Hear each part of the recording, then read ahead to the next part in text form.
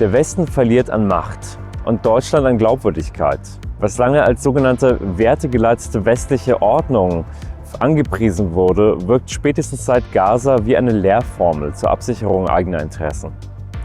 Der Politikwissenschaftler Daniel Mawetzki hat den Abstieg der westlichen Ordnung nachgezeichnet und skizziert und widerspricht der Vorstellung, dass es sich dabei nur um eine Tragödie handelt. Wir haben mit ihm gesprochen über Russland, China, koloniale Kontinuitäten, Dekolonisierung und auch den Blick auf Deutschland und Europa aus Perspektive des sogenannten globalen Südens. Daniel Mawetzki. Hallo. Vielen Dank fürs Kommen. Gerne. Du bist Politikwissenschaftler, auch Historiker, mehr oder weniger. Ich kenne deine Arbeit vor allem im Kontext eines Buchs, das du veröffentlicht hast. Da geht es viel um die deutsch-israelischen Beziehungen, um die Frage, inwieweit das deutsch-israelische Verhältnis eigentlich opportunistisch gestaltet ist. Deutschland hilft, sich wieder einzuintegrieren in die sogenannte westliche Wertegemeinschaft. Und jetzt hast du am Rande, ich finde das eine sehr treffende Analyse und sollten alle lesen, die sich mit dem Thema auseinandersetzen, gerade aus der historischen Post-Nachkriegszeit Perspektive. Aber jetzt hast du ein neues Buch geschrieben, das heißt Die Welt nach dem Westen. Ich halte es hier in die Kamera. Und ich habe mich gefragt, wie kommst du von dem ersten Thema zum zweiten und was war eigentlich sozusagen der dich bewegende Gedanke, um jetzt dieses Buch zu schreiben und dem Westen sozusagen dem Westen der Vergangenheit zuzuordnen? Ich wollte das Buch eigentlich schon immer schreiben, seit meinem Studium. Das ist eigentlich das Buch, was ich im Studium selbst gerne gelesen hätte. Ich habe internationale Beziehungen studiert und die habe ich damals als äußerst eurozentrisch und provinziell wahrgenommen in Deutschland. Also das Thema ist eigentlich alt. Es ist akuter geworden dadurch, dass ich in Hongkong unterrichte und seit 5 Jahren eigentlich zwischen Hongkong und Berlin und sozusagen Asien und Europa hin und her reise. Ja. Ne? Und das Buch ist tatsächlich in diesem Zwischenraum entstanden. Also es ist kein Buch aus Hongkong auf Deutschland blickend, sondern wirklich zwischen diesen beiden Räumen. Ne? Das ist sozusagen der konkretere Kontext. Und ganz konkret geht es auch darum, die deutsche Abstiegsgesellschaft, den deutschen Abstieg in einem globalen Kontext zu verorten. Also nur als Beispiel, weil es mich gerade wieder so schockiert hat, ich bin jetzt vor 10 Tagen oder so, aus Hongkong über interessante Umwege nach Berlin zurückgekehrt und bin dann am Alexanderplatz angekommen mit bahntypischer Verspätung. Und es lagen Menschen im Nieselregen, irgendwie am Verenden. Die noch stehen konnten, haben rumgebrüllt. Es ging den Leuten schlecht. Dann mit der U8 nach Hause. So, und ich dachte mir, jedes Jahr wird so ein kleines bisschen schlimmer eigentlich. Ne? Und jetzt ist es so ein Abstiegsgesang, den ich eigentlich gar nicht einstimmen will, weil das auch so ein Thema ist, natürlich der AfD. Aber ich glaube, dass wir versuchen müssen, diesen Abstieg, der irgendwie da ist, fühlbar ist, auf sehr vielen Ebenen, erstmal zu verstehen und dem dann entgegenzutreten. Also das Buch ist sozusagen nochmal sehr akut geworden über diese letzten Jahre in Deutschland, in denen es ja wirklich sozusagen schlimmer wurde in ganz vielen Bereichen. Gut, jetzt ist vielleicht der Alexanderplatz natürlich nicht repräsentativ für ganz Deutschland. So, wenn man sozusagen meint, genau, als ich aus der U8 ausgestiegen bin, war so eine riesige Blutlache an meiner Station. Ja. Und das war nur so ein kleiner Willkommensgruß, weißt du? Und ich bin sozusagen in der Lage, vom Alexanderplatz wegzudifferenzieren. Aber das hat mich nochmal so ein bisschen bestätigt in der Notwendigkeit, darüber auch zu schreiben. Also über die Aufstiegsgesellschaften anderswo, den relativen Abstieg hier und die Frage, was man jetzt eigentlich tun sollte. Ja, ich meine, wenn man eine Zeit lang im Ausland verbringt, kriegt man ein Stück weit geschärften Blick für die Dinge, die dann vor Ort leben, sei es in Deutschland oder anderswo, oft gar nicht mehr sozusagen so bewusst wahrnehmen. Das ist so der... Genau, und gleichzeitig darf man nicht in die Falle tappen, dann irgendwas anderes zu glorifizieren. Ne? Das machen ja manche. Die kommen aus China wieder, sagen, was alles funktioniert, die Züge fahren und sowas. Wir müssen jetzt sozusagen uns autoritär remodernisieren. Das ist es auch nicht. Aber du hast schon recht, so der Blick von außen hilft, gerade in Deutschland, wo die Debatten ja auch sehr selbstreferenziell geführt werden. Ne? Es ist wirklich wer sich nur im deutschen Kosmos bewegt, kann, glaube ich, eine sich schnell verändernde Welt gar nicht mehr begreifen. Meinst du jetzt Menschen, die sozusagen keine ausländischen Medien konsumieren oder nicht den Blick nach außen? Vielleicht einmal das, aber ich glaube, also breiter gesprochen, wenn man jetzt an globaler Dominanz verliert, dann ist man nicht gezwungen, sich mehr mit der Außenwelt zu beschäftigen. Ja? Also wer dominant ist, kann es sich ja leisten, eine gewisse Doppelmoral zur Schau zu tragen oder über den Rest der Welt zu reden, als könnte er gar nicht zurücksprechen. Ja? Aber wenn er auf einmal zurücksprechen kann und selber die Agenda setzt, dann muss man anfangen zu verstehen. Auch sich selbst zu verstehen, die eigene Wertung zu verstehen, zum Beispiel, wo die liberale internationale Ordnung so herkommt und wo sie vielleicht nicht liberal ist. Also all diese Fragen muss man anfangen, sich zu stellen in dem Moment, wo man relativ gesehen global absteigt. Jetzt hast du der globale Dominanzverlust ist ja sozusagen schon der Kern deines Buchs jetzt, deiner These. Aber bevor wir sozusagen darüber sprechen, was das konkret bedeutet, würde mich auch so ein bisschen interessieren, was ist das eigentlich, der Westen? Das ist oft, glaube ich, wird das auf eine Art und Weise verwendet, die inzwischen viele Menschen intuitiv auch triggert. Also so der Westen ist ja dann auch gleich oft eine Gleichsetzung mit sozusagen die liberale Wertegemeinschaft, die sogenannte westliche Wertegemeinschaft, das Wertebündnis, all das. Wo beginnt er, wo hört er auf? Ist es ein rein geografisches Komplex oder wie würdest du das für dich definieren? Auf einer jetzt noch nicht wertenden Ebene, einfach auf einer beschreibenden Ebene. Also geografisch changiert er ja. Wenn wir angucken, wann der Westen mächtig wurde, können wir anfangen bei der industriellen Revolution. Vielleicht ein bisschen vorher, aber der industriellen Revolution, die fängt in Großbritannien an, gefolgt von Frankreich, Deutschland und so weiter. Ja? Also zu dem Zeitpunkt, wenn wir den Westen verstehen als die Orte, wo der industrielle Kapitalismus zuerst Fuß gefasst hat, in diesem Sinne war der Westen eigentlich sehr klein. Ja? Und Süditalien oder Osteuropa gehörten nicht zum Westen. Heute gehören sie zum Westen. Ja? Also einmal hat es mit der Ausbreitung von Industrialisierung und Kapitalismus und Nationalstaat zu tun.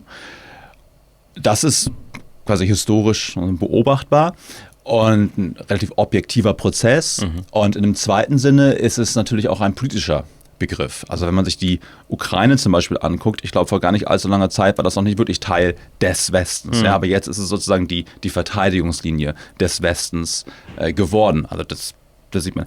Und wenn man das jetzt aus dem globalen Süden sich anguckt, auch ein ganz schlechter Begriff natürlich, ja, also unglaublich verallgemeinert. Aber aus dieser Hinsicht ist der Westen eigentlich eine Art Eroberungsgemeinschaft. Ja, also wenn man sich Vietnam zum Beispiel anschaut, dann ist der Westen Frankreich, aber auch Japan und auch die USA. Haiti ähnlich. Ja. Und der Westen, also zumindest in diesem Buch, existiert somit im Gegensatz zum sogenannten globalen Süden, der in sich völlig divers ist natürlich, aber eine Sache gemeinsam hat, nämlich zu einem gewissen Zeitpunkt der eigenen Geschichte überwältigt worden zu sein von diesem Westen.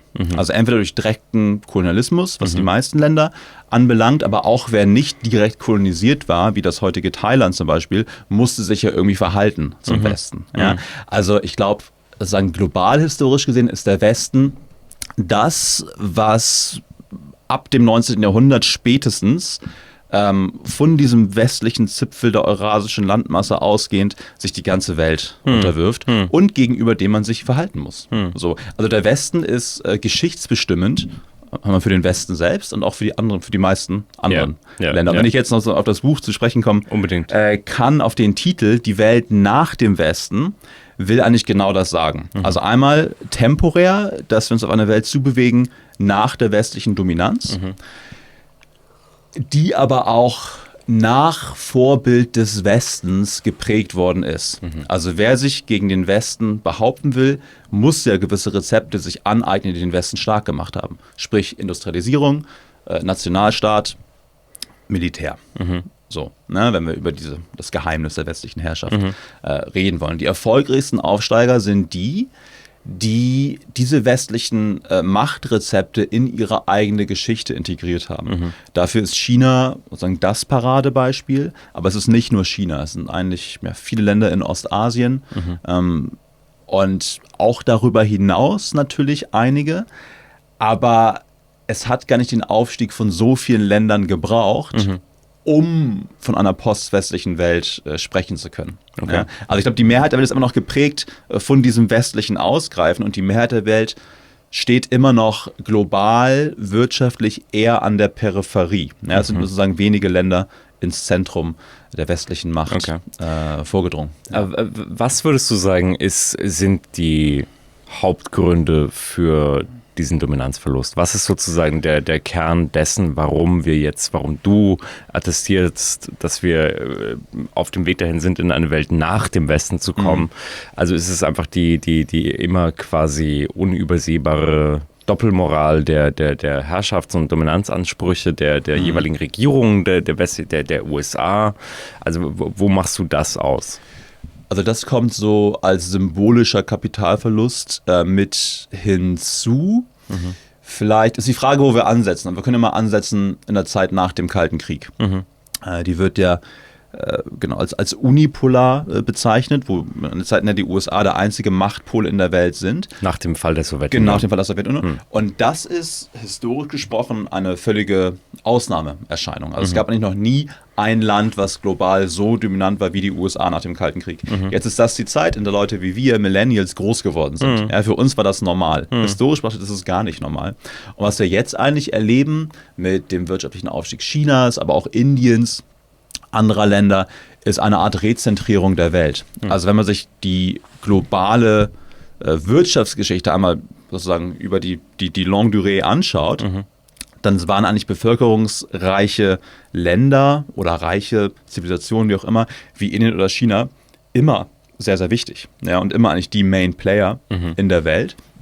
Und das retariert sich jetzt wieder, eigentlich in gewisser Weise.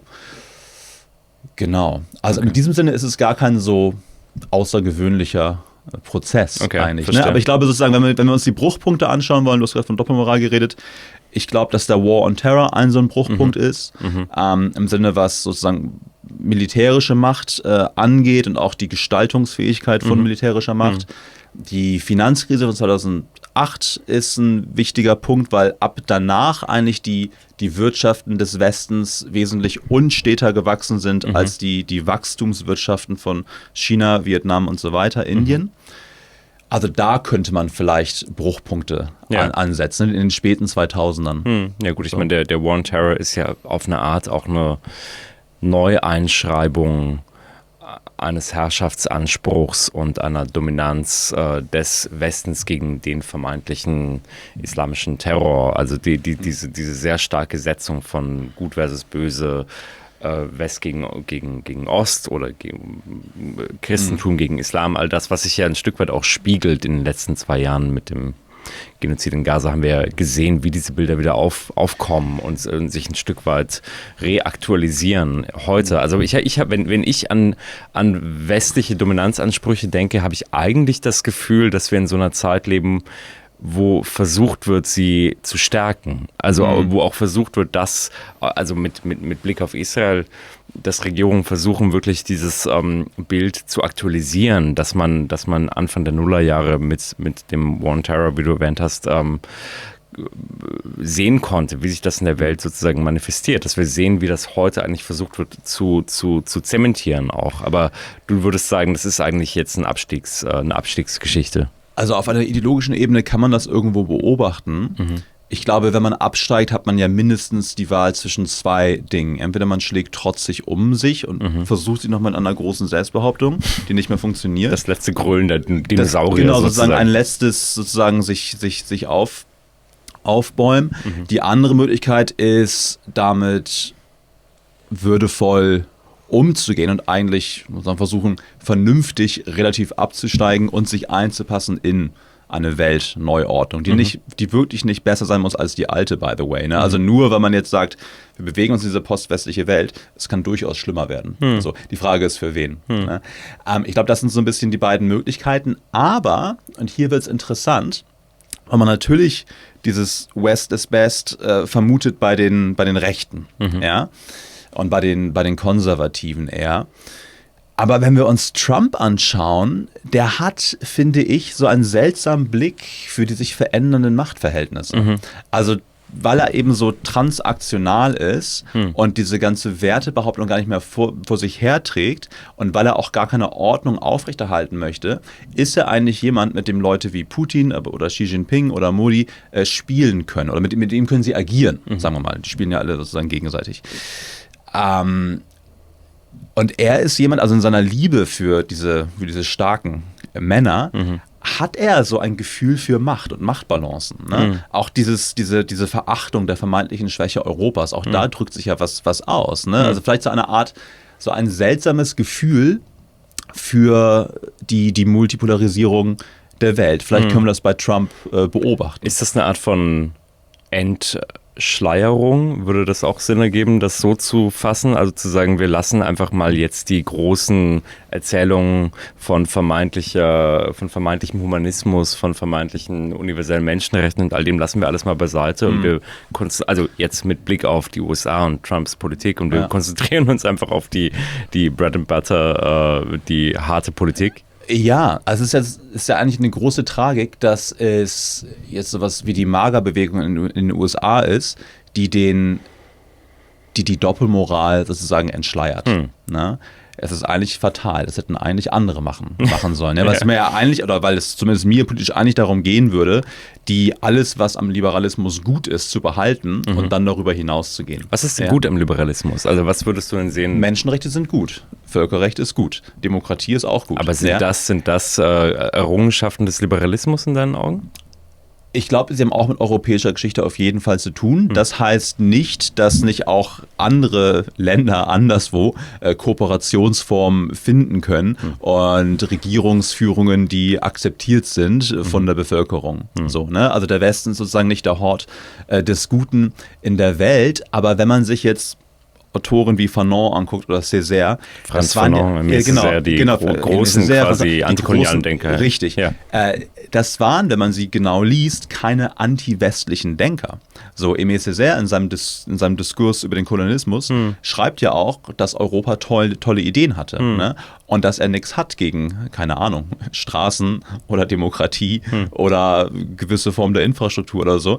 Aber dass es nicht darum gehen kann, die sozusagen mit der Waffe irgendwo hinzutragen aus Gründen der Ausbeutung. Ja, aber das heißt also nicht, dass sich diese Menschen gegenüber Fortschritt eigentlich verweigert haben. Ne?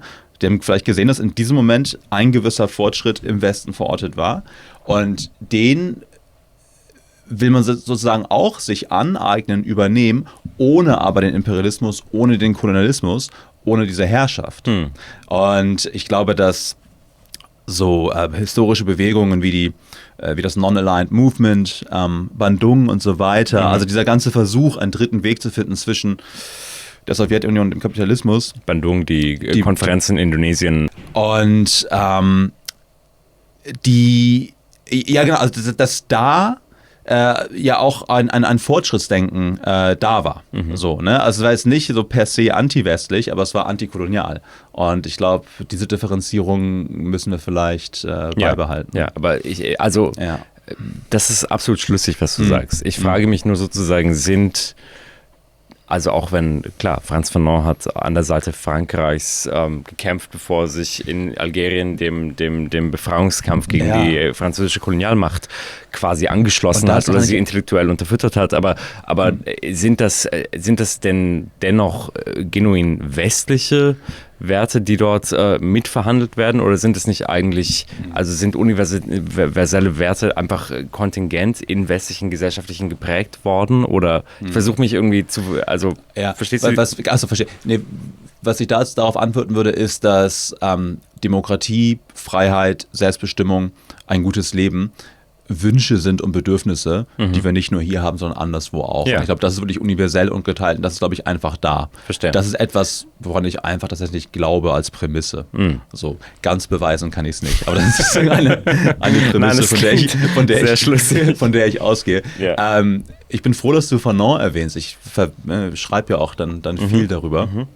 Und Kapitel über Dekolonisierung, wo du diese Denke genau, diese Widersprüche und die Biografie von Adam Schatz über Fanon war sehr wichtig, die fand ich wunderbar. Also hier nochmal eine weitere Buchempfehlung, sehr dick, aber sehr, sehr gut. Ja, tolles Buch. Ja, Und ist es nicht faszinierend, dass Fanon erstmal sagt, er kämpft mit den Truppen des Freien Frankreichs gegen Nazi-Deutschland, erwartet dann für sich aber auch eine Freiheit oder für die Kolonisierten und wendet sich dann dem algerischen Befreiungskampf zu, weil er sieht, dass das nicht gewährt wird. So. Und dass dann auf einmal der Westen sich wieder als Ganzes verschließt und sich gegen die Dekolonisierung wendet. Natürlich auch Frankreich. Allen voran in Algerien. Also diese Wendungen sind spannend. Auch diese Enttäuschungen. Ne? Weil er ja wirklich, du hast ja vorher erwähnt, die Enttäuschungen über die Doppelmoral, den Liberalismus, was wir auch heute beobachten können, das hat alles eine lange Tradition. Und ich fange an, das zweite Kapitel, jetzt springen wir ein bisschen, aber das ist vielleicht ganz gut. Ich fange an im heutigen Haiti. Das habe ich in der Schule zumindest nicht gelernt, aber nach der Französischen Revolution von 1789 gab es ein paar Jahre später eine Revolution in der französischen Kolonie Saint-Domingue. Ja. Das heutige Haiti. So. Und die dortigen Sklaven sind gegen ihre weißen Herren, Herrscher, Sklavenhalter, wie sagt man, aufgestanden, unter anderem im Namen der Freiheit, Gleichheit, Brüderlichkeit, die in Frankreich verkündet worden ist. Also auch da hat man den liberalen Widerspruch zwischen Rhetorik und Praxis durch diesen politischen Kampf eigentlich aufgedeckt. Und dieser politische Kampf hat gezeigt, wir meinten eigentlich nur weiße christliche Männer und euch auf gar keinen Fall. Ja, ich meine, es gibt ganze Bücher von Wissenschaftlerinnen, die versuchen zu begründen, wie eigentlich Teile der deutschen Geistesgeschichte auch inspiriert sind. Ich erinnere mich an dieses Buch von Susan Buck-Morss, genau, richtig, was du auch erwähnst in dem Buch. Also wie Hegel und Haiti, wie sozusagen die haitianische Revolution ein Stück weit auch die Denker hier in Europa inspiriert hat. Und also diese Chimäre oder Wunschidee, dass Europa so quasi in seiner eigenen, also die ganze Geschichte aus sich selbst erschaffen hätte, scheint ja von Anfang an eigentlich Quatsch zu sein, um es jetzt mal so Ich glaube, wenn ich mich an das Buch erinnere, ich glaube, sie argumentiert, dass Hegel davon wusste. Dass er durch Zeitungsartikel quasi davon mitbekommen hätte und dass dieses Sklave-Herr-Verhältnis eigentlich ganz stark inspiriert gewesen sei von der haitianischen Revolution damals. Ja. Genau, das hat sie. Ja. Ich fand es so interessant, dass du auch auf Haiti abhebst und natürlich auch auf den Prozess der Dekolonisierung, der trotzdem nicht in der wirklichen Befreiung endet. Haiti ist das ärmste Land der westlichen Hemisphäre. Da stand jetzt eine akute Hungersnot. So. Also irgendwo könnte es ja eine Erfolgsgeschichte sein, der einzige erfolgreiche Sklavenaufstand, der in einer Republik quasi sich vollendete. So. Aber die ganze Geschichte danach ist eine schlimme Geschichte eigentlich. Eine Geschichte von Reparationszahlungen von Haiti an Frankreich, von amerikanischer Intervention, von einem Staat, der sich nie stabilisieren konnte und sich nie industrialisieren konnte, wie das andere Staaten jetzt in Ostasien geschafft haben. Also Haiti sozusagen als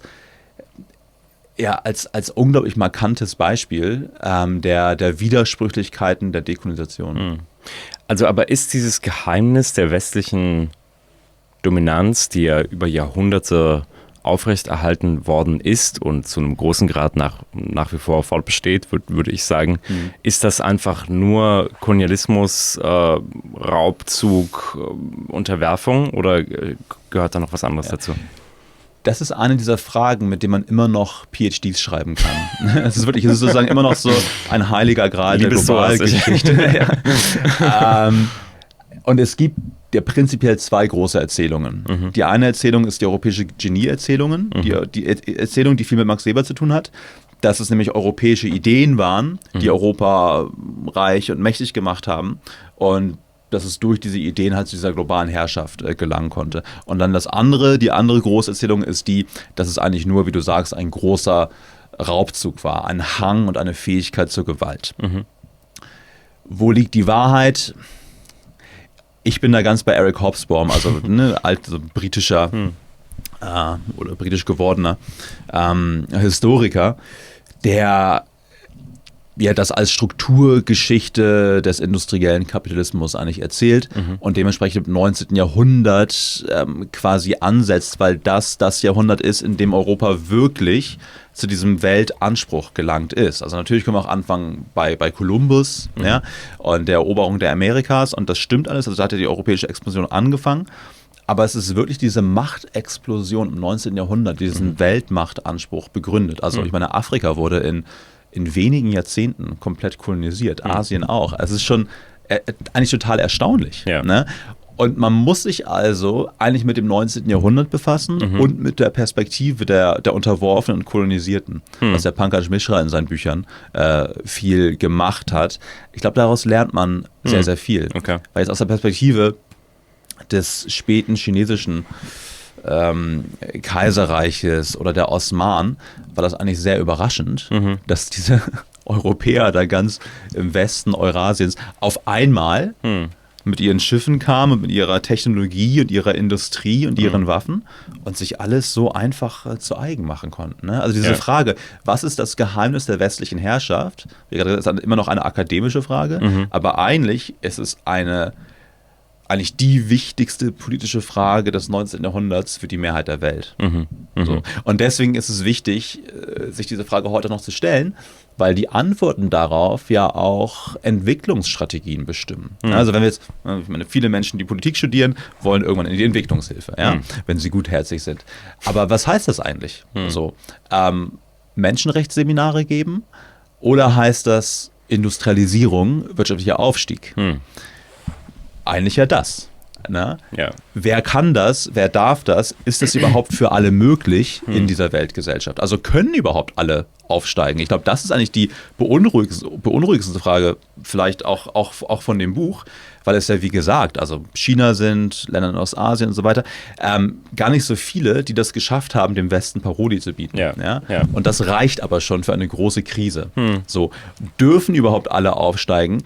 Und geht das überhaupt auch aufgrund der sozusagen der natürlichen Klimagrenze, die schon durchbrochen worden ist? Ja, Ne? ja. Also, ja.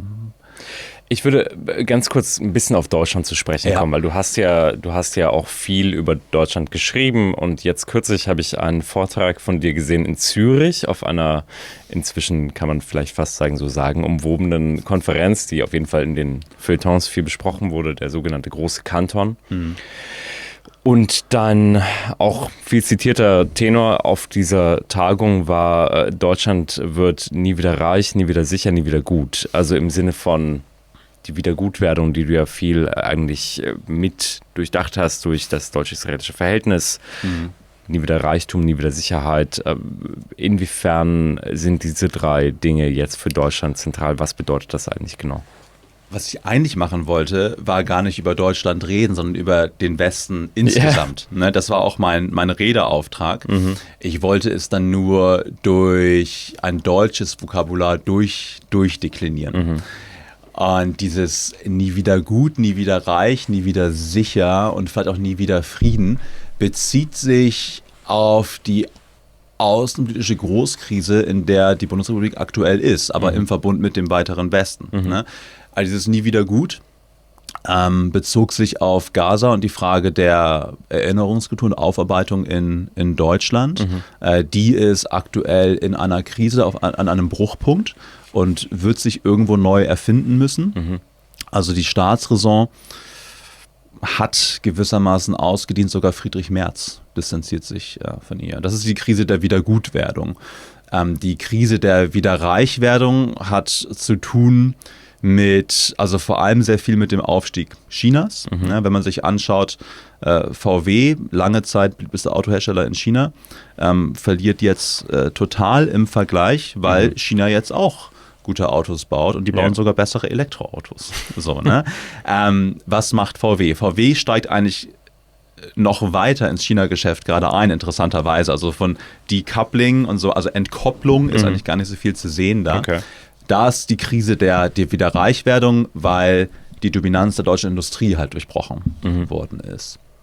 Und die Krise der Wiedersicherwerdung hat viel mit den USA zu tun und mit Russland. Ne? Also dieser Rückzug der USA von Europa, der putinsche imperiale Herrschaftsanspruch und die Rüstungspanik, die jetzt in Deutschland einsetzt, das ist die Krise der Wiedersicherwerdung. Ist das eine Panik, würdest du sagen? Ist das unbegründet? Also so rum.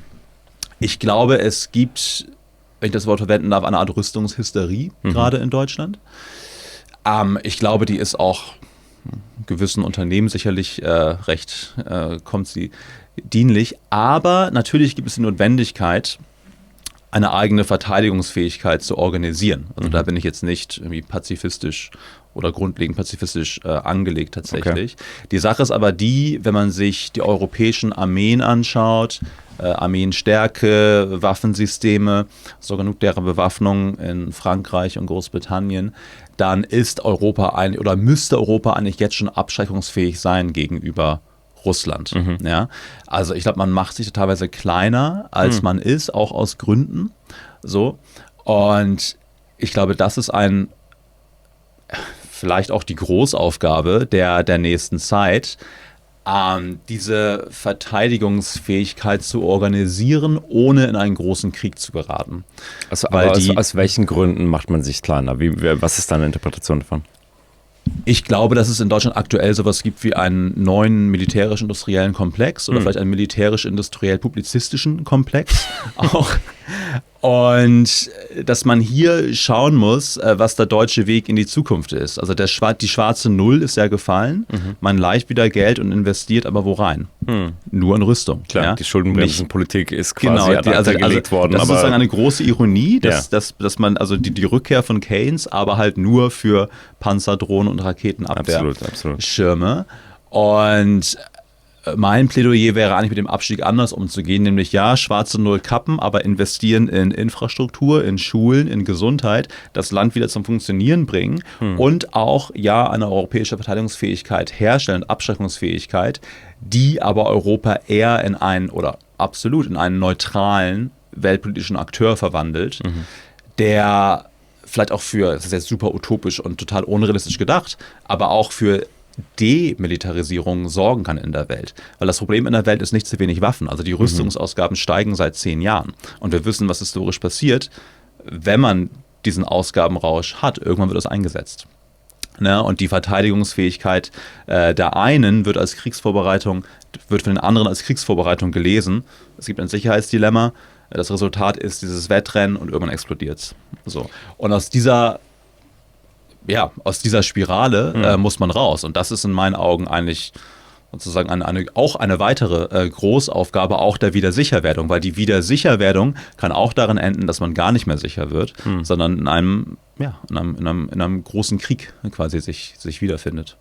Hast du nie gedacht, mal so in die Politik zu gehen oder so? Reizt sich das? Das war jetzt gerade war spruchreif eigentlich. Ich muss tatsächlich ganz ehrlich sagen, wenn ich Politikerinnen und Politiker treffe, dann geht es mir oft schlechter nach. Also ich habe tatsächlich, glaube ich, sozusagen in meinem Schreiben oder auch in meiner Lehre habe ich einen anderen Anspruch. Ich habe keinen Machtanspruch, ich habe einen Aufklärungsanspruch. So, und ich glaube, wenn du in die Politik gehst, musst du diesen Anspruch in einen Machtanspruch verwandeln und dann korrumpierst du dich irgendwann. Also ich glaube, dass man das machen kann, aber vielleicht für eine kurze Zeit. Ja. So rum. Okay, verstehe. Du bist auch sehr involviert in dem Buch in diese, ich würde jetzt fast sagen, lästigen Debatten, aus meiner persönlichen Sicht lästigen Debatten um den Postkolonialismus, die man in Deutschland immer so hat. Also es gibt so eine Tendenz zur Verallgemeinerung und Verflachung auch, würde ich sagen. Aber das ist jetzt, meine persönliche Meinung ist da jetzt nicht so wichtig. Aber so der globale Süden, der Postkolonialismus sind so große quasi Chiffren, die dann auch ganz leicht in Debatten übergehen über inwieweit müssen wir Migration begrenzen oder Debatten sozusagen auch eingrenzen, damit sie nicht überschlagen in gefährliches Terrain. Aber mich würde interessieren, wie du das wahrnimmst und auch inwieweit das andockt an so dieses Schwinden der westlichen Dominanz, was du ja, wenn ich dich richtig verstehe, eigentlich eher als eine Art Chance auch begreifst. Du sagst ja nicht, das ist eine Tragödie. Für dich ist es ja eigentlich fast eine positive Entwicklung. Na, ich glaube, dass man sozusagen die Chance in jeder Veränderung sehen muss. Also ich glaube, dass diese Bewegung hin zu einer multipolareren oder postwestlicheren Welt ein objektiver Fakt ist, mit dem man so gut wie möglich umgehen muss. Das ist eigentlich eher das Plädoyer. Zum Postkolonialismus in Deutschland, ich glaube, dass da Diskursgespenster oft kreiert werden aus Gründen der eigenen Selbstbehauptung. Also wenn man sagen kann, dass der Postkolonialismus, der globale Süden, radikale Studenten sozusagen den Westen bedrohen, dann kann man den Westen wieder wehrhaft machen, sozusagen als Verteidigung zu dem Gespenst, was man gerade aufgebaut hat. Für mich persönlich, ich habe gerade den Urgrund des Buches erwähnt, mein eigenes Studium in der Politik in Deutschland. Also ich war eigentlich postkolonial, bevor es cool und dann wieder uncool war. Und jetzt finde ich es teilweise auch fast wieder uncool, weil ich glaube, dass eine rein sozusagen identitär postkoloniale Linke ist, glaube ich, selbstzerstörerisch. Was ist das denn eigentlich, die postkoloniale Linke? Also da komme ich gleich drauf zu sprechen. Sorry. Was ich machen wollte in dem Buch oder auch jetzt in meiner Lehre, das beruht eigentlich auf meiner Lehre, ist Leute wie Max Weber, Karl Marx, Norbert Elias verbinden mit Leuten wie Fanon, Césaire, auch Bell Hooks und so weiter. So.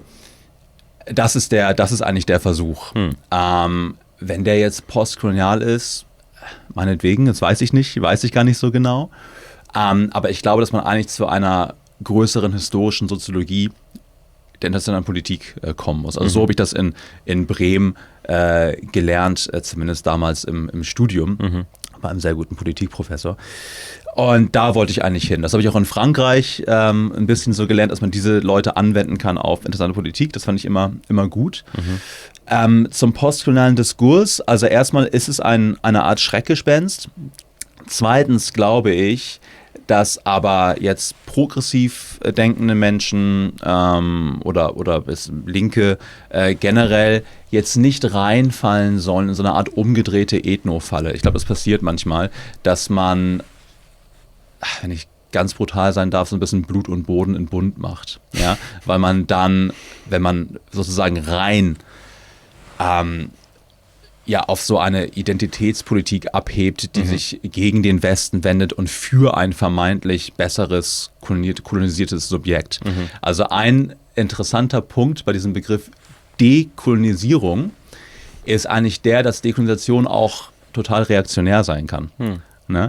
Und das ist dann auch Teil des Buches. Also ich glaube, dass mit Pankaj Mishra, dass Dekolonisation eigentlich ein sehr wichtiger Begriff ist, um unsere Gegenwart zu verstehen. Ich glaube, dass wir eigentlich in einer Art zweiten Dekolonisation aktuell leben, aber dass die auch durchaus schlecht sein kann. Ne? Also nehmen wir zum Beispiel Indien, Narendra Modi. Ja? Der hat gerade Putin empfangen, herzlich umarmt, weitere Geschäfte beschlossen. Und ist das dann jetzt progressiv? Also Indien ist ja der größte, das bevölkerungsreichste Land des sogenannten globalen Südens, sieht sich selber immer als Speerspitze des globalen Südens, oder hat sich so gesehen. Aber jetzt macht man quasi Politik, eine nationalistische Hindu-Politik und verbrüdert sich mit Putin, der gerade ein anderes Land überfallen hat. So, ne? Das ist doch interessant. So, ne? Und sehr viel sich antikolonial gebende Politik auch im Nahen Osten hat auch etwas total Regressives. Ne? Also was das Wichtige wäre den Begriff wieder mit dem Leben zu füllen, mit dem er mal gefüllt war. Wir hatten gerade die Bandung-Konferenz genannt, das Non-Aligned Movement. Also eigentlich so zurück zu Nehru. So, ne? Das kann nicht mein Plädoyer sein, weil ich arbeite in Deutschland auf Deutsch und sozusagen rede es am deutschen Publikum. Aber es ist doch auch interessant, dass der globale Süden zwar sozusagen sich vom Westen abwendet, guckt, was sind die besten Deals, wo kann man mit China, wo kann man mit Russland, wo kann man mit den USA, aber dieses progressive Element ist eigentlich verschwunden aus der Politik. So, ne? Und was man hat, ist eine Art Active Non-Alignment, wird es glaube ich genannt, wo man halt guckt, dass man für sich mit die besten Deals herausschlägt. Also ich will das jetzt nicht so sagen, das ist jetzt auch wieder so mit sehr, sehr grob gemaltes Bild, und es gibt auch, ich glaube, im globalen Süden einige Akteure, Lula in Brasilien und so, die auch für etwas anderes stehen, auf jeden Fall. Also da will ich gar nichts verloren geben. Aber ja, also um darauf zurückzukommen, jetzt bin ich irgendwie komplett wegmeandiert. Aber Dekolonisation, wichtiger Grundbegriff unserer Zeit, muss aber nicht heißen, dass es besser wird. Ich hatte mal, in diesem Podcast habe ich auch mal mit Francesca Albanese gesprochen und ich glaube, ihre These, wenn ich das so ein bisschen reduziert jetzt wiedergeben würde, war eigentlich, dass dass Kolonialismus illegitim wurde, aber nicht wirklich aufgehört hat.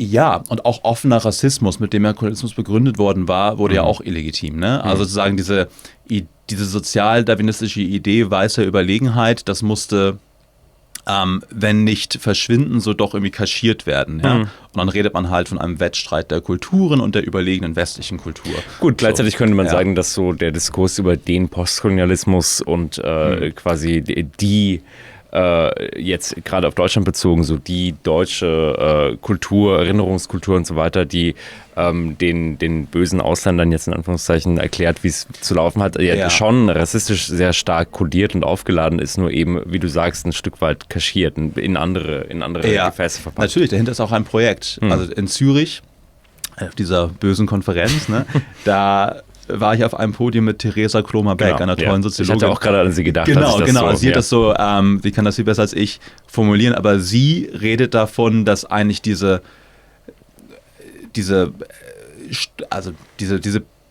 unausgesprochene Prämisse von weißer Vorherrschaft und Rassismus, dass das jetzt zu einem offenen politischen Projekt geworden ist. Also das, was vorgelagert war, ist jetzt ein offensives politisches Projekt, nämlich eigentlich Ethnonationalismus im Westen. Ja. Und das ergibt für mich Sinn. Und da kann man dann auch die Kritik am Postkolonialismus unter anderem mit hineinlesen. Ich glaube aber trotzdem, dass es immer noch eine akademische und linke Kritik mit dem Postkolonialismus trotzdem geben muss. Also ich glaube, man muss nicht jede Debatte sozusagen mitmachen innerhalb der Camps, die sozusagen im deutschen Feuilleton dann vorgegeben sind, weil das sind alles Karikaturen im Endeffekt. Ja. Apropos Karikaturen, das ist ein gutes Stichwort. Du hast so zwei Figuren, die ich sehr prägnant finde, die du in deinem Buch an verschiedenen Stellen erwähnst. Die eine ist der Kongo Müller. Da haben wir vorhin schon kurz drüber gesprochen. Das ist so der Siegfried Müller, ein Wehrmachtssoldat, der quasi im Nazireich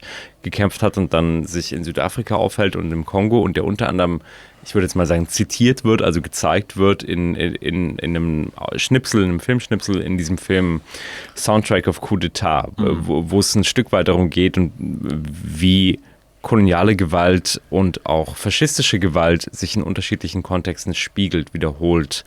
Wie Aimé Césaire sagt, so der Boomerang quasi der Geschichte auf eine Art. Also das wirkt fast wie so eine Verbildlichung. Und die zweite Figur ist Karl May, den du auch erwähnst, eher so gegen Ende deines Buches als quasi Versinnbildlichung vielleicht der deutschen Ignoranz, aber vielleicht kannst du ein bisschen was zu diesen beiden Figuren einfach sagen. Ich habe das Buch geschrieben von Januar bis Sommer diesen Jahres. Ne? Und in diesem Zeitraum oder kurz davor kam dieser Film raus, Soundtrack to a Coup d'Etat von Johann Grimond Perez heißt der Regisseur.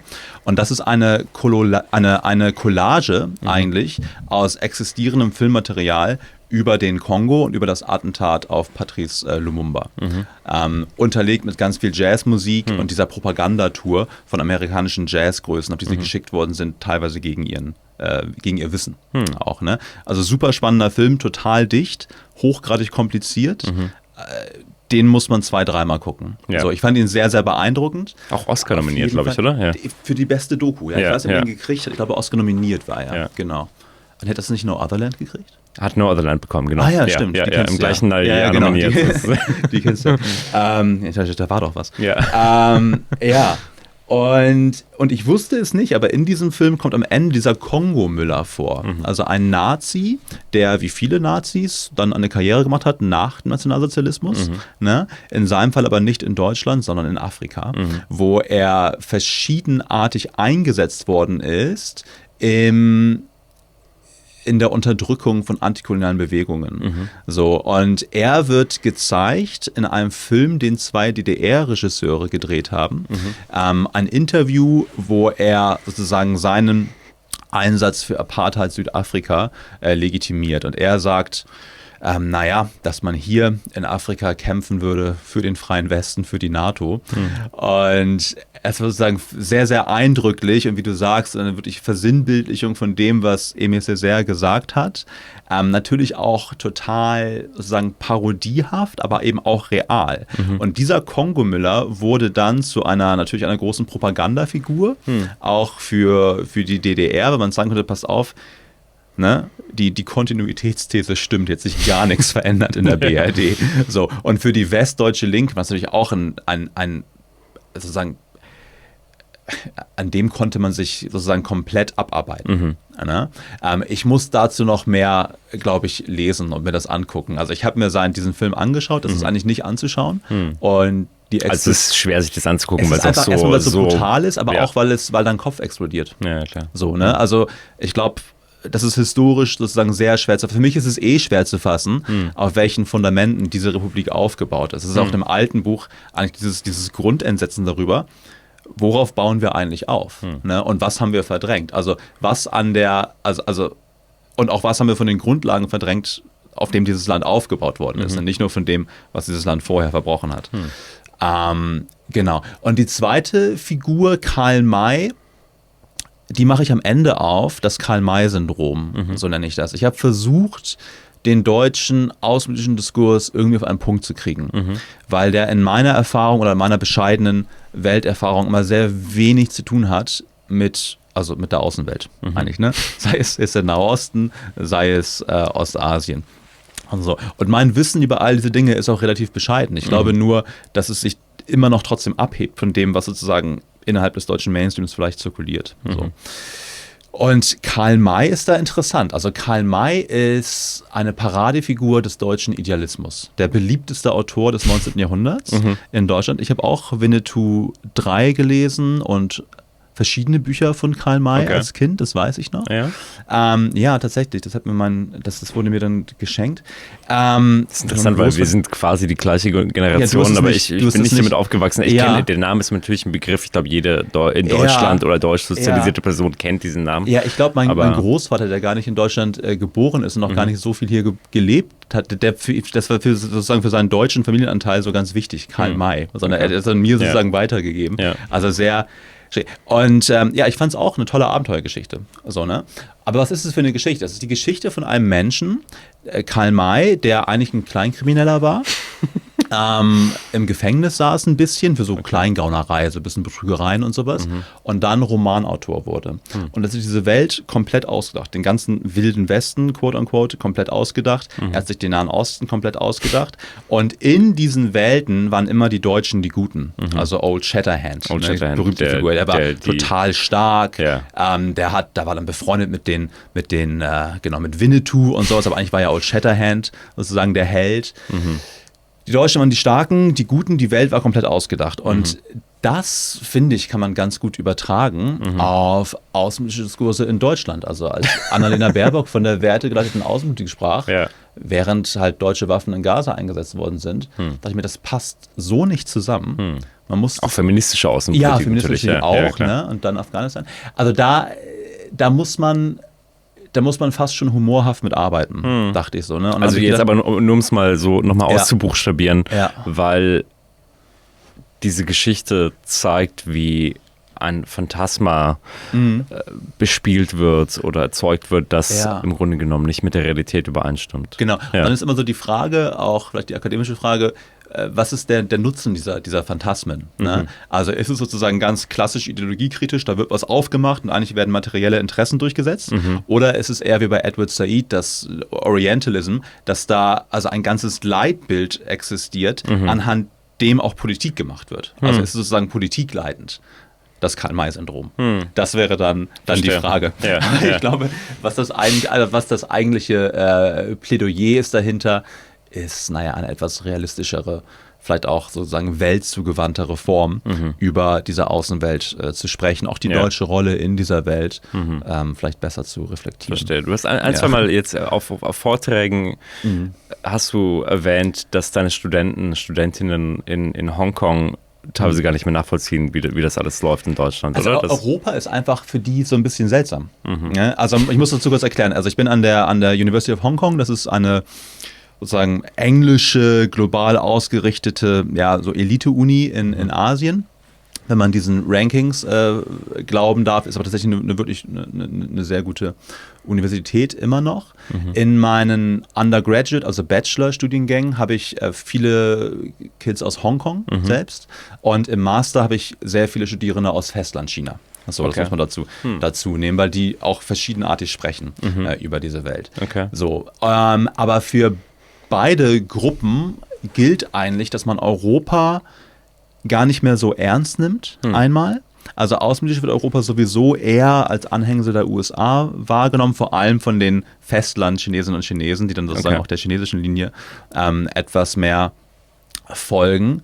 Und generell sozusagen eher als einigermaßen fast schon bemitleidenswert teilweise gesehen, aber auch aus verschiedenen Gründen, ne? Weil das ist jetzt keine Uni, die jetzt irgendwie, das ist keine postkoloniale linke Uni, das ist eine Elite-Uni, wo die nächste Hongkong-Generation an Juristinnen und Politikern und so weiter ausgebildet wird. Ja.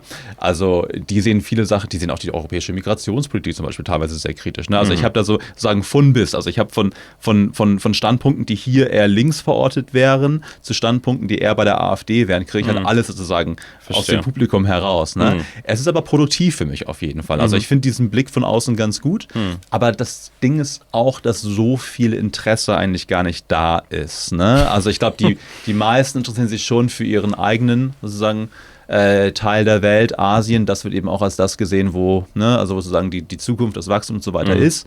Das stimmt ja auch.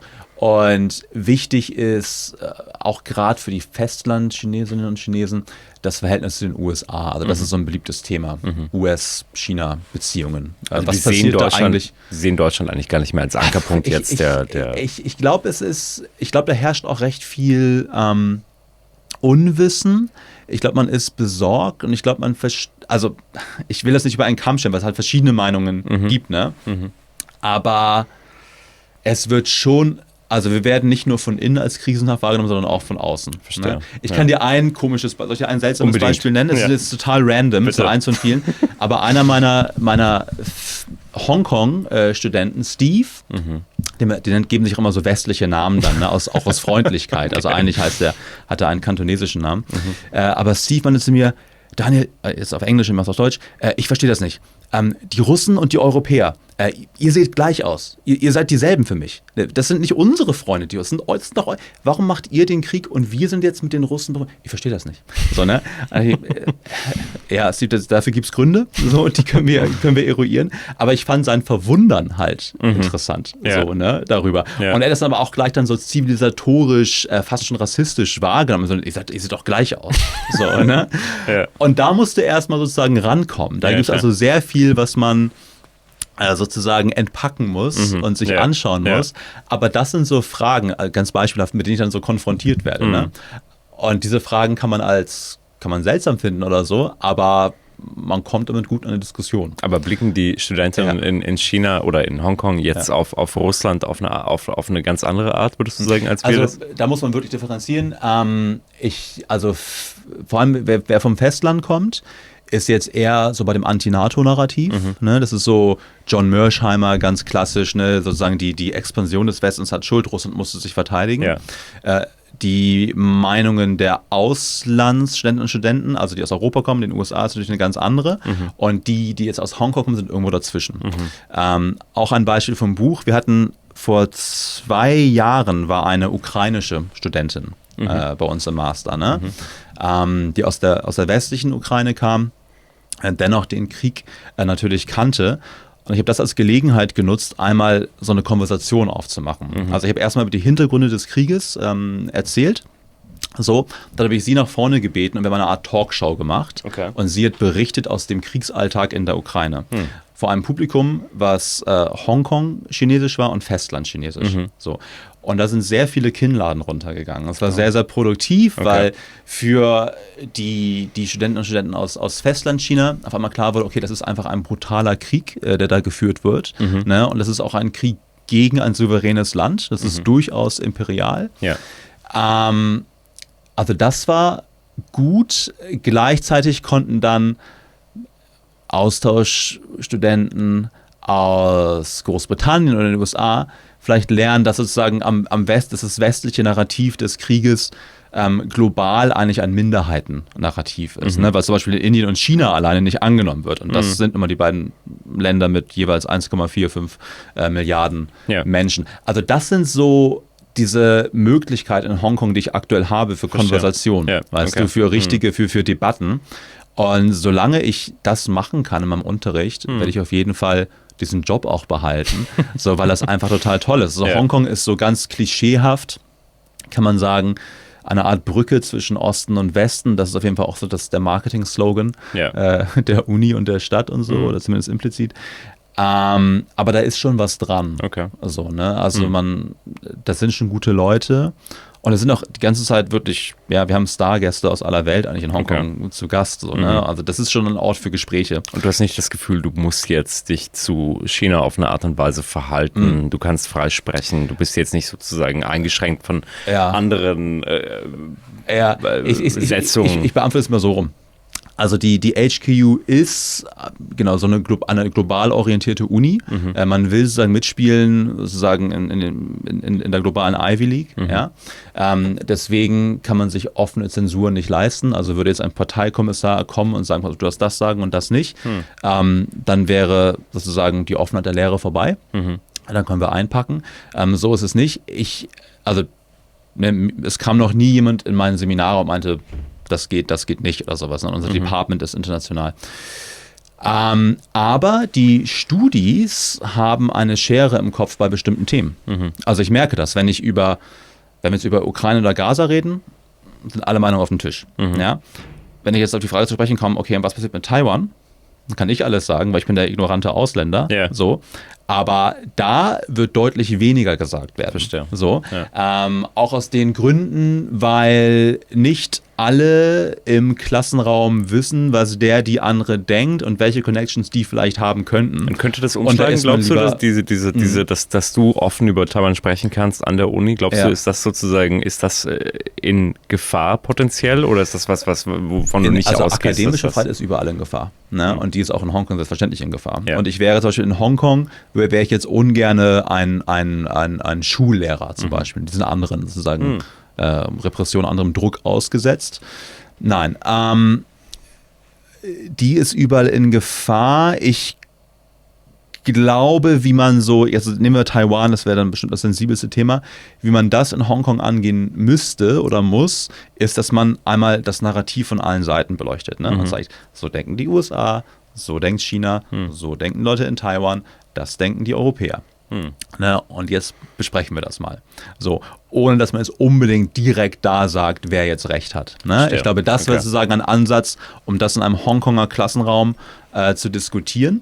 Aber wir haben diese Kurse, also wir haben Kurse über Taiwan. Und, aber was kann man das so, was denkst du zu Taiwan? Also was wäre sozusagen der historisch richtige, gerechte Umgang damit? Ich glaube, man muss, also am besten macht immer die Leute selbst. Und wenn man jetzt sich in Taiwan umhört oder die Bevölkerungsumfragen einfach anschaut, dann gibt es eine sehr, sehr klare Mehrheit für den Status quo. Und der sagt, wir klären den Status nicht, bleiben aber, sagen, de facto unabhängig. Ja? Aber machen jetzt keine Unabhängigkeitserklärung, weil das würde eine Invasion wahrscheinlich auf den Plan rufen. So. Diesen Krieg will keiner, den kann auch keiner gewinnen. Also diese Illusion muss sich niemand hingeben. So, das wäre dann potenziell ein Krieg zwischen Nuklearmächten. Gleichzeitig gibt es aber auch keine Mehrheiten jetzt für Teil des Festlandes zu werden. Ja? Das heißt, manchmal ist das Klügste in der Diplomatie auch, wie sagt man, kicking the can down the road, also einfach die Fragen zu verschieben. Das war ja auch der Plan von Kissinger damals in den 70ern mit seinem China-Besuch. Und das Klügste ist es eigentlich genau das zu machen. Sowas, ne? Also das einfach die Frage zu vertagen. Allerdings muss man hier sagen, dass die Zeit, selbstverständlich, das weiß auch jeder, für Festland China spielt. So, weil natürlich sind die USA militärisch global dominant, geben am meisten aus für ihr Militär. Aber schon der Krieg in der Ukraine zeigt ja, dass die USA nicht regional überall gleich agieren können. So, ne? Und was Russland in der Ukraine macht, den Herrschaftsanspruch, den es da versucht zu begründen, den könnte ja auch China in seinem Teil der Welt begründen. Ja? Und genau. Allerdings sagt diese neue Sicherheitsstrategie der USA auch, dass man einen Krieg um Taiwan auf jeden Fall verhindern will durch Abschreckung. Also da ist die Politik eigentlich noch dieselbe, obwohl man in anderen Bereichen mit China durchaus bereit ist, sozusagen Deals zu machen. Spannend, ne? Ja. Also tatsächlich, ich meine, ich will ja keine utopischen Bilder an die Wand malen. Es sind sozusagen finstere Zeiten, aber ich glaube für Taiwan die Frage eigentlich möglichst weit sozusagen in die Zukunft zu schieben.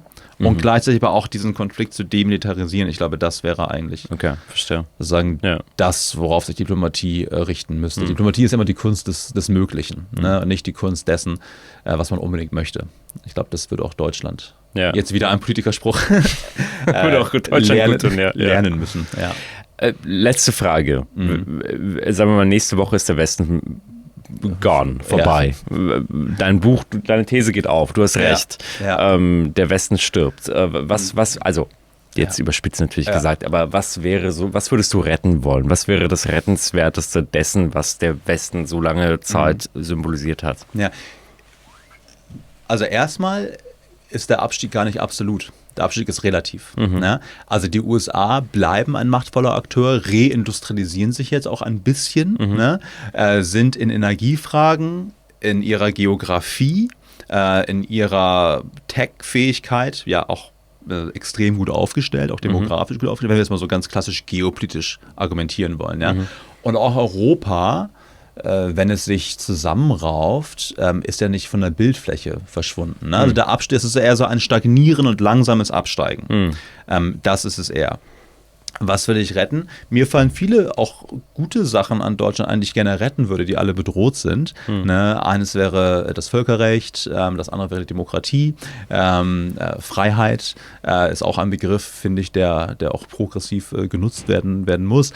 Also da fällt mir vieles ein. Ich glaube eher, jetzt politisch gesehen, dass man sich auf diesen Abstieg einstellen muss und mit ihm umgehen muss. Und das würde für mich heißen, eigentlich eine radikal sozialdemokratische Politik von Investment, also Investitionen ins eigene Land, in die Infrastruktur, in die Schulen und so weiter, Abrüstung und Umverteilung. So, das wären so meine Programmpunkte, grosso modo. Okay. Also ich glaube, es gibt vieles zu bewahren, vieles zu retten.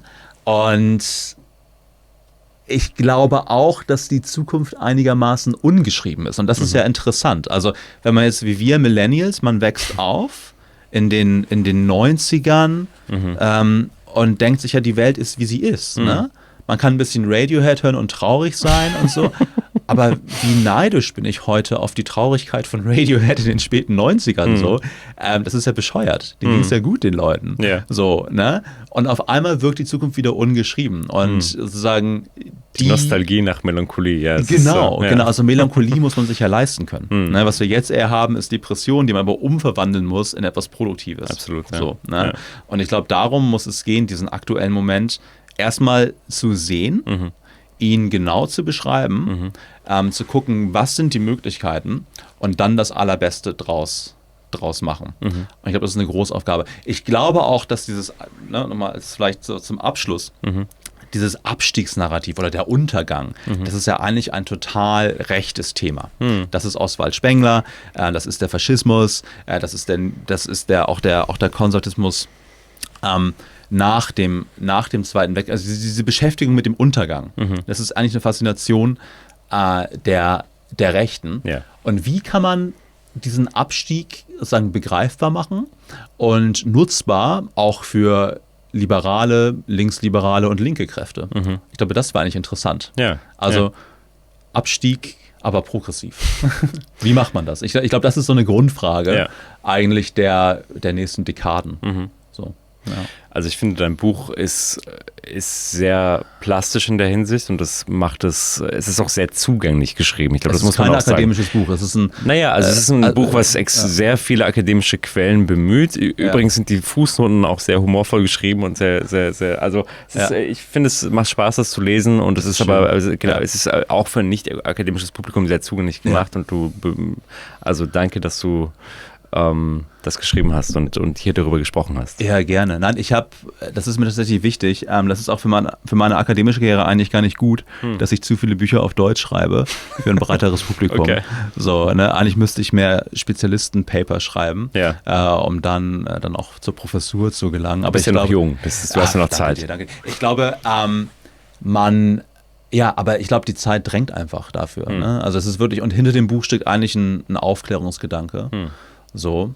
Und die erste Leserin des Buches war eigentlich meine Mutter. Sie hat die ersten, glaube ich, 5 Versionen gelesen. Und dann dachte ich, okay, wenn sie das jetzt sozusagen sehr gut versteht, so, dann ist es marktreif. Okay. Und meine Oma hat es auch gelesen. Oh, wow. Ja, okay.